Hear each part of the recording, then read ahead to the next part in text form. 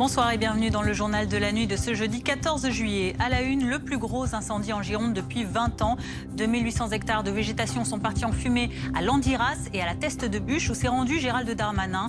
200 sapeurs-pompiers et une dizaine de Canadaires tentent toujours d'éteindre ces foyers hors de contrôle. Boris Karlamov est sur place pour BFM TV. Édition spéciale 14 juillet, aujourd'hui sur BFM TV, c'est à suivre dès 7h avec Christophe Delay.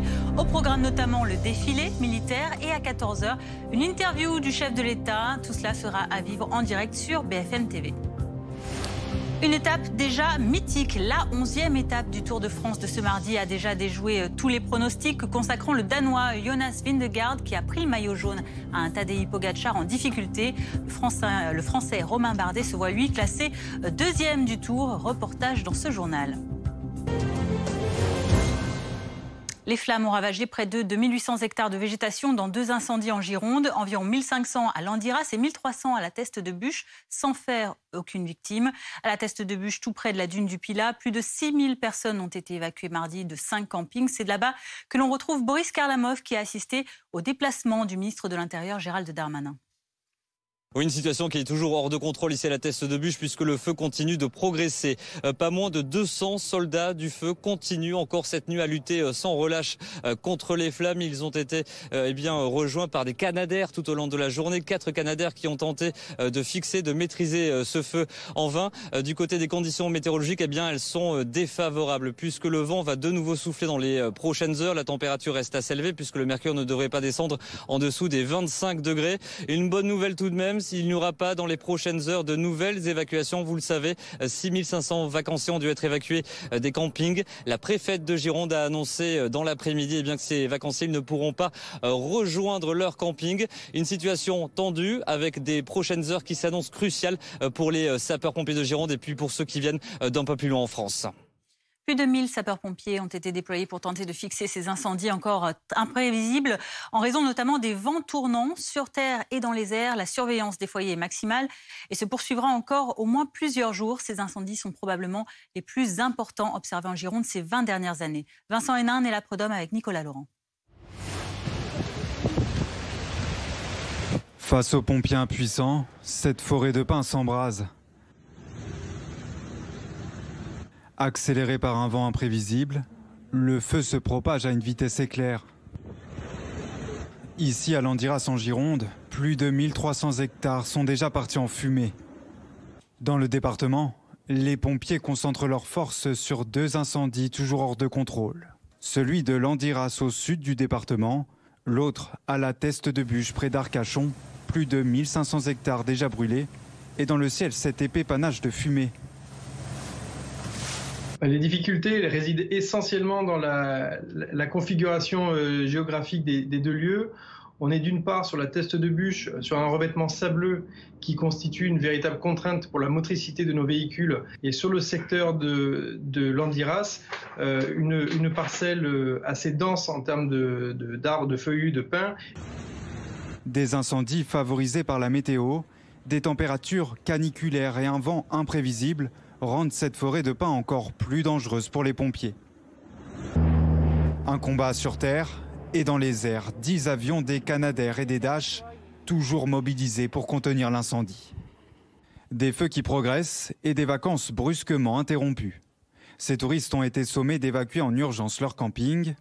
Ils ont troqué leur tente pour ces lits de fortune dans cette salle mise à disposition par la mairie. On a direct été chercher les enfants. On a essayé de faire tranquillement pour pas leur faire peur parce que forcément c'est une situation qui pour eux est difficile. Au total, 6500 vacanciers ont été évacués. En fin de journée, la décision prise par les autorités est tombée. Ils ne retrouveront pas leur logement ce soir. Le feu est toujours jugé trop menaçant. Gérald Darmanin s'est rendu sur place pour saluer le travail des pompiers, mais aussi passer un message de prévention. Je veux redire à chacune et à chacun des concitoyens qui nous écoutent, et pendant cette période de vacances particulièrement, que 9 feux sur 10 sont d'origine humaine. Quand on éteint pas sa cigarette, lorsqu'on laisse tourner sa voiture, lorsqu'on a évidemment des comportements type barbecue sauvage. À la Teste de Buch, c'est un véhicule en proie à un problème technique qui serait à l'origine de l'incendie. 7 départements sont toujours en vigilance orange canicule. Le premier pic a été atteint ce mercredi dans de nombreuses régions et Météo France estime qu'un second pic pourrait intervenir lundi. Une canicule comparable en intensité à celle de 2019 et même à celle de 2003 qui avait fait 15 000 morts en à peine 4 jours. Depuis, la tension autour des personnes fragiles reste maximale, notamment les pensionnaires d'EHPAD. Olivier Véran, nouveau porte-parole du gouvernement, était en visite ce mercredi après-midi dans un établissement de Sceaux en région parisienne. Depuis 2003, les EHPAD se sont équipés avec des pièces réfrigérées. Il y en a plusieurs dans cet établissement. Il y a des ventilateurs qui existent aussi dans les chambres. Donc même, parce que parfois, vous savez, équiper des bâtiments, encore celui-ci est moderne, mais équiper des vieux bâtiments avec des clims, c'est extrêmement compliqué. Je ne dis pas qu'il ne faut pas le faire. On va tendre vers ça. De toute façon, avec le réchauffement climatique, il faut qu'on s'habitue. Mais s'il y a 700 000 personnes fragiles qui résident en EHPAD, il y en a encore davantage qui résident à la maison. Et mon message, c'est aussi un message de solidarité que je demande à la population dans cette période. Si vous connaissez une voisine, si vous avez une grand-mère, même si elle est loin, vous connaissez des personnes fragiles autour de vous, prenez le temps d'aller sonner chez elle pour vérifier qu'elle s'hydrate, qu'elle va bien, qu'il ne fait pas trop chaud chez elle, c'est fondamental. On vous rappelle le numéro vert réactivé par le gouvernement, le numéro canicule infoservice annoncé par le ministre de la Santé François Braun. Il est gratuit, c'est le 0800 06 66 66, joignable de 9h à 19h. La politique et ce premier revers cinglant pour le gouvernement à l'Assemblée. Premier texte présenté aux nouveaux députés, le projet de loi sanitaire. Et la disposition qui prévoyait le retour d'un pass sanitaire aux frontières n'a pas convaincu les parlementaires.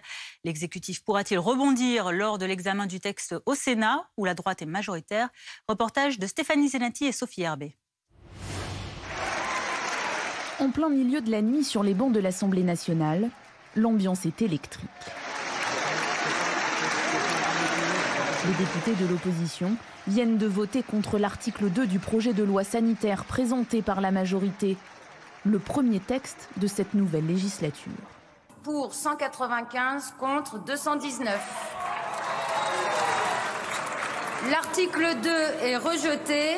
Une défaite, comme une mise en garde pour le gouvernement d'Elisabeth Borne. Oui, cette chambre d'enregistrement que vous désiriez, cette assemblée de Playmobil qui ne répond qu'aux injonctions de l'exécutif, eh bien, elle est finie. Elle est finie. Mais mes chers collègues, d'autres l'ont dit avant moi, habituez-vous. Habituez-vous à ce que le Parlement fonctionne comme ça. Un Parlement où les minorités forment des alliances. RN, NUPES, opposés à un possible retour du pass sanitaire aux frontières pour les voyages extra-hexagonaux. Dorénavant, la majorité va devoir écouter, elle n'y était pas habituée, va devoir composer, va devoir respecter, ou sinon elle devra revoir sans arrêt sa copie de façon, il faut bien le dire, un peu piteuse. On est loin de l'arrogance que nous avons connue il y a 5 ans, il faut bien le dire. Une position qui étonne la majorité, surprise sur ce point précis d'avoir été retoquée. Vous avez des députés du Rassemblement national qui ont décidé de voter contre des mesures de protection aux frontières. C'est de ça dont il s'agit. J'ai entendu Mme Le Pen pendant 2 ans expliquer qu'il fallait fermer les frontières dès qu'il y avait un nouveau variant. Et ses propres députés ont décidé d'empêcher le gouvernement de mettre en place des mesures de protection aux frontières si un nouveau variant particulièrement dangereux devait circuler dans un pays étranger à la France. Vous avez en parallèle de ça des députés de la France insoumise qui ont décidé de joindre leur voix à celle du Rassemblement national dans le seul objectif de faire battre le gouvernement. Un coup politique au détriment des Français, estiment les membres du groupe Renaissance, même s'ils savent qu'à présent, ces déconvenues pourraient devenir récurrentes. Il va falloir qu'on change un certain nombre d'habitudes qui sont des habitudes ancrées ici depuis des décennies parce qu'elles ont été façonnées, fabriquées pour des majorités absolues. Donc c'est ça aussi qu'il va falloir poser comme base. La majorité relative à l'Assemblée serait-elle alors synonyme pour les macronistes d'un pays ingouvernable ? On sent que les oppositions sont en force et sont en position de force et elles vont essayer à chaque fois de négocier et de faire céder le gouvernement. Du coup, le gouvernement ne veut pas se laisser piéger. Olivier Véran, tout à l'heure, à l'issue du Conseil des ministres, a bien dit que le parlementarisme, ça ne pouvait pas être du chantage. On voit par exemple sur ce texte sanitaire en particulier, les Républicains voulaient essayer de négocier sur la question de la réintégration des soignants non vaccinés. C'est pas forcément vers cette direction que se dirige maintenant la discussion. Le gouvernement mise davantage sur le Sénat, où doit être présenté le texte. Elisabeth Borne a fait savoir dans un tweet qu'elle se battrait pour que l'esprit de responsabilité l'emporte. L'actualité judiciaire et cette enquête ouverte à l'encontre d'Éric Coquerel pour harcèlement sexuel et agression sexuelle. Cette décision du parquet de Paris fait suite à la plainte déposée début juillet par Sophie Tissier.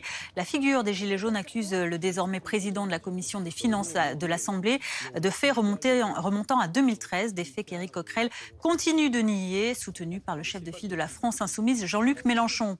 Réaction à BFM TV de la plaignante à la suite de l'ouverture de cette enquête. C'est très bien, il faut que toute cette histoire soit tirée au clair. Je porte ce fardeau et les représailles pour avoir osé en parler depuis plus de 8 ans. Sophie Tissier qui ajoute « Je remercie la justice de prendre ça au sérieux. C'est important pour la place des femmes en politique que cette histoire arrive au bout ». La finale de la Ligue des Champions au Stade de France, un échec imputable aux décisions de la préfecture de police de Paris. Le Sénat a rendu son rapport sur le fiasco du 28 mai autour de la rencontre Madrid-Liverpool. Il pointe du doigt une série de dysfonctionnements dans le dispositif de sécurité mis en place et dénonce une analyse injuste de Gérald Darmanin qui avait immédiatement mis en cause le comportement des supporters de Liverpool. Guillaume Barki.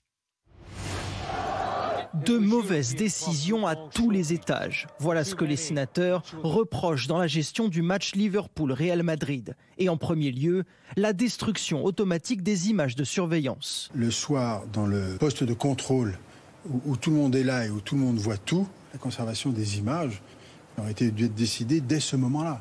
Il y a un problème. Les sénateurs pointent aussi le manque de force de l'ordre au moment de la rencontre, mais aussi plusieurs heures avant. Quand on sait qu'à partir de midi, la sécurité publique est en difficulté, il y a des actes de vandalisme, y compris sur le stand de l'UEFA qui est à proximité du stade, et que ça se continue, on se demande pourquoi il n'y a pas plus de services de police présents pour gérer ça. Au cœur du rapport aussi, le système de filtrage avec très peu de portes qui devait créer un entonnoir. Mais selon les sénateurs, ce système de filtrage avait déjà montré son inefficacité lors d'une finale de Coupe de France. La Fédération française de football avait proposé un système d'orientation des flux qui a été levé par le préfet en disant non, ça marche pas, on n'en veut pas, résultat des courses. Si on l'avait eu, on aurait 20 portes supplémentaires qui étaient à disposition pour accueillir des supporters. Au total, 15 recommandations figurent dans ce rapport, alors que la France doit accueillir la Coupe du Monde de rugby en 2023 et les Jeux Olympiques en 2024. Nous sommes le 14 juillet, ne manquez pas notre édition spéciale consacrée aux célébrations de la fête nationale. Ça commence dès 7h autour de Christophe Delay. Vous pourrez notamment suivre le défilé militaire et à 13h, l'interview d'Emmanuel Macron en direct sur BFM TV. Et c'est une tradition, à la veille de la fête nationale, le bal des pompiers est de retour. Après 2 ans d'annulation à cause de l'épidémie de Covid-19, les festivités reprennent dans les quartiers français. Nargis Hadji a bravé les fortes chaleurs cette nuit pour assister au bal des pompiers du 19e arrondissement de Paris. Les riverains sont au rendez-vous pour cette reprise du bal des pompiers. On le rappelle, il a été annulé en 2020 et 2021, évidemment, à cause de la crise sanitaire. Et donc ce soir, l'objectif est très simple, profiter, on danse, on chante, on se restaure, évidemment, car il y a des stands pour la nourriture ou encore la boisson, par exemple. Et c'est très familial, il y a de nombreux Parisiens, mais pas seulement, des Franciliens. Et justement, on va vous rejoindre. Alors ça fait du bien, après 2 ans de pause, vous êtes dans quel état d'esprit? On est heureux, évidemment, d'accueillir les Parisiens et Parisiennes ce soir. L'ensemble des pompiers, voilà, heureux, le sourire aux lèvres. Comme les Parisiens ce soir, c'est vraiment agréable de les accueillir. Justement, est-ce que c'est important pour vous de les côtoyer dans un autre contexte? Parce que généralement, si on appelle les pompiers, c'est que ça ne va pas. Oui, tout à fait. On côtoie souvent les Parisiens qui sont victimes de différentes détresses, que ce soit du secours à victime ou de l'incendie. Donc là, on les côtoie dans un autre contexte, avec le sourire aux lèvres. On peut leur parler posément et tranquillement, donc vraiment agréable pour eux comme pour nous, évidemment. Vous avez sorti la tenue de fête, on va le voir sur les images de Yoann Chérifi, la tenue est différente. Tout à fait, c'est pas une tenue pour partir en intervention, plutôt une tenue pour les cérémonies ou les festivités comme aujourd'hui. Ce soir, on fait la fête, une centaine de femmes et d'hommes mobilisés, mais on travaille également. Tout à fait, d'autres travaillent, évidemment, on reste dans des engins opérationnels. On a à peu près une trentaine de pompiers ici, dans le centre de secours de Beach, qui sont prêts à partir en intervention pour les Parisiens. Merci beaucoup, on vous souhaite une très bonne soirée. Donc ici, tout le monde met la main à la pâte. Le DJ est lui-même sapeur-pompier. Il y a d'autres sapeurs-pompiers qui font le service ici pour donner, par exemple, pour distribuer la boisson ou encore la nourriture. Et l'objectif est très simple, c'est faire la fête jusqu'à l'aube. Dans l'actualité internationale, ces terribles images de la fusillade d'Uvalde au Texas le 24 mai dernier, révélées ce mercredi par des médias locaux, elles accablent la police qui a attendu 74 minutes avant d'intervenir contre le tireur. 19 enfants et 2 enseignantes avaient perdu la vie ce jour-là. Aurore Villemur. 11h33, le tireur entre dans l'école. Fusil d'assaut dans les mains, pointé vers le sol. Il observe et se dirige vers une salle de classe. Premier tir. Apeuré, cet enfant, au coin du couloir, part en courant. Pendant 3 minutes, les détonations s'enchaînent. 11h36, les premiers policiers arrivent armés, parés de gilets pare-balles. Ils s'avancent vers la classe avant de se replier. Pendant de longues minutes, les policiers ne bougent pas. Le tireur est abattu à 12h50, 1h20 après leur arrivée. Cette vidéo accablante a fuité sur un site d'information local, déclenchant la colère et l'indignation des habitants. Les policiers, ils avaient leurs boucliers, leurs armes, et ils sont restés plantés là. Ils ont signé pour ça, protéger et servir. Mais ce jour-là, ils n'ont rien fait de tout ça. Le maire n'a rien dit de mal sur eux. Le monde entier sait que ce sont des trouillards. Mais ça ne sortira pas de sa bouche, tout simplement parce qu'il se ment à lui-même, alors qu'on doit les tenir pour responsables. Ce 24 mai, l'assaillant a tué 19 enfants et 2 enseignantes. En Ukraine, les forces russes poursuivent leur offensive à l'est. Objectif, prendre le contrôle de la région de Donetsk et ainsi contrôler l'ensemble du Donbass. Il y a 10 jours, c'est son autre province, celle de Lougansk, qui était tombée aux mains des Russes. Kamila Judice. Du stade de Bakhmout qui faisait autrefois la fierté de cette ville de la région de Donetsk, il ne reste qu'une tribune éventrée par un bombardement. Ces sièges, projetés sur la piste où s'entraînaient notamment les athlètes olympiques ukrainiens. Notre stade était tellement populaire auprès de la population, les gens venaient faire leur footing le matin. Bakhmout est sous le feu de l'armée russe. Les bombardements visent la population, comme cette femme, blessée aux jambes et prise en charge par des médecins militaires ukrainiens. Il y a eu un bombardement puissant. Ils ont visé des civils avec des lance-roquettes. On a entendu quelqu'un hurler, on a couru et c'était une femme blessée. La guerre, c'est comme la loterie. Certains gagnent, d'autres perdent. Je la compte parmi les gagnants parce que malgré tout, elle est en vie. Ces soldats redoutent une intensification de l'offensive russe dans les prochains jours. L'armée de Vladimir Poutine a en effet pour objectif la conquête de la région de Donetsk, l'une des 2 provinces du Donbass disputées aux Ukrainiens depuis 2014. Il y a 10 jours, c'est son autre province, celle de Lougansk, qui est tombée dans l'escarcelle de Moscou. Depuis, les couleurs russes habillent ce panneau de Severodonetsk. Les véhicules siglés du Z de l'armée du Kremlin défilent dans des rues désertes, devant les ruines des immeubles détruits par les bombardements. Mais les Ukrainiens veulent y croire, tout n'est pas perdu selon eux dans le Donbass. Dans le Donbass, les tentatives d'assaut ne s'arrêtent pas. La situation ne devient pas plus facile. Nous devons nous en souvenir. Mais les soldats russes, et nous le savons grâce aux interceptions de leurs conversations, ont franchement peur de nos forces armées. Ces derniers jours, les Ukrainiens ont multiplié les frappes contre des positions russes, touchant notamment un dépôt de munitions dans le sud du pays.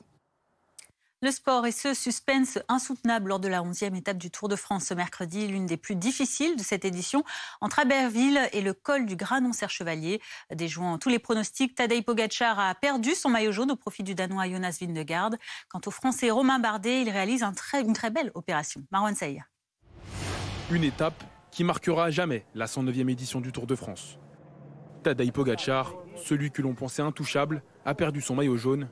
Pire encore, le Slovène, double tenant du titre, a chuté à la 3e place du général, à 2 minutes 22 du nouveau leader. Je n'étais pas au top de ma forme et je pense que c'était aussi une mauvaise journée, comme ça peut arriver à tout le monde. Je me sentais bien jusqu'à la dernière montée, mais bon, le tour n'est pas fini. L'homme qui est venu contrecarrer les plans de Pogacar, c'est Jonas Vingegaard. Le Danois de la formation Jumbo-Visma a établi une stratégie pour harceler et affaiblir le Slovène. Une tactique plus que payante.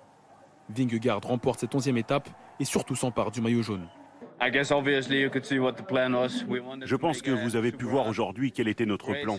Nous voulions imposer un rythme très dur. J'ai gagné beaucoup de temps aujourd'hui, mais je ne l'aurais jamais fait sans mes coéquipiers. Je dois vraiment tous les remercier. Ils ont tous été incroyablement forts aujourd'hui et je n'aurais jamais pu faire ça sans eux.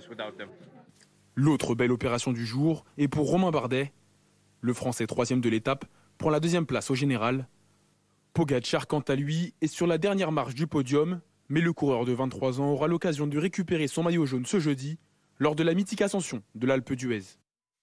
L'actrice Charlotte Valandré est décédée ce mercredi à l'âge de 53 ans, connue notamment pour ses rôles dans les séries Les Cordiers, Jugés flics ou encore Demain nous appartient. La comédienne qui avait révélé sa séropositivité dans une autobiographie avait eu recours à plusieurs greffes de cœur. Sa 3e transplantation a malheureusement échoué. Guillaume Barki.